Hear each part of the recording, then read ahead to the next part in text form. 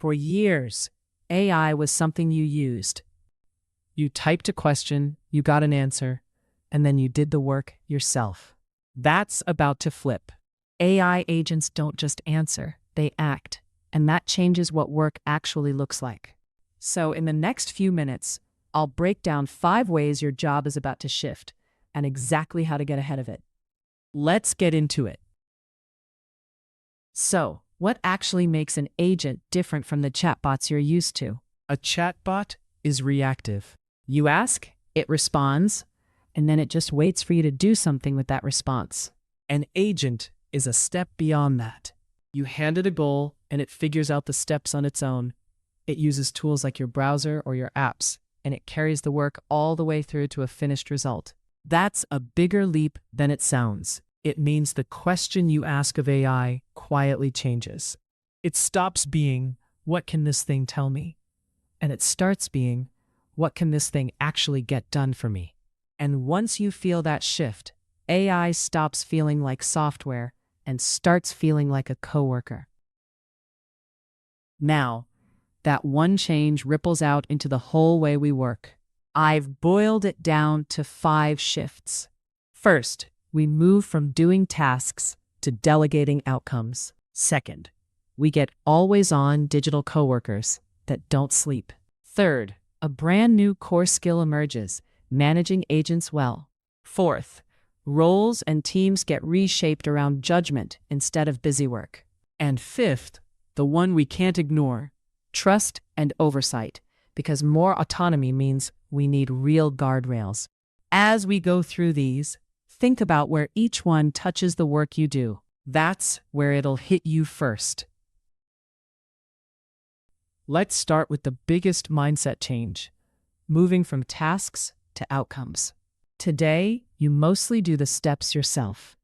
You open the spreadsheet, you write the email, you click through the process. With agents, you instead describe the result you want, something like research these leads and draft personalized outreach for each one. The agent breaks that goal into steps and executes them, and your job becomes reviewing and approving the result rather than producing it by hand. This is a real adjustment because a lot of us are used to measuring our value by the work we personally crank out. But going forward, more of your value comes from how well you direct the work, not how much of it you touch. The second shift is that your new coworkers never sleep. A human teammate works set hours and usually one thing at a time. An agent doesn't. It can make progress overnight, so you wake up to a task that moved forward while you were completely offline. It can run many jobs in parallel, so instead of one task at a time, you've got a whole set of them advancing at once. And when things get busy, you can spin up more capacity instantly, with no hiring process. For a small business especially, this is a quiet superpower. It's like having a team that scales up the week you need it and costs almost nothing the week you don't. That leads straight into the third shift, and it's the one I'd pay the most attention to. The most valuable skill becomes managing agents, not doing the task yourself. Think about what a great manager actually does. They give clear instructions, they check the work, and they build repeatable processes. That's exactly what working with agents rewards. The clearer your goal and your context, the better the result. The sharper your eye for where an agent went wrong, the faster you can fix it. And the better you are at turning a one-off request into a reusable workflow, the more leverage you get out of it. The good news here is that these are completely learnable skills, and you can start building them today. Fourth, roles and teams get reshaped. When a few people, armed with agents, can match the output of a much larger group, organizations naturally get leaner and faster. That can sound a little scary, so look closely at where the human work actually goes. The busy work gets absorbed by the agents, and what's left for people is the stuff agents are bad at: strategy, taste, judgment, and relationships. New roles appear too. Someone has to design the agent workflows, oversee them, and decide what's even worth automating. Being the person who knows how to put agents to work rather than the person competing against them is exactly where you want to be standing. Which brings us to the fifth shift, and the one people love to skip: trust and oversight. The more an agent can do on its own, the more important your guardrails become. So, 3 simple rules. First, keep a human in the loop for anything high stakes.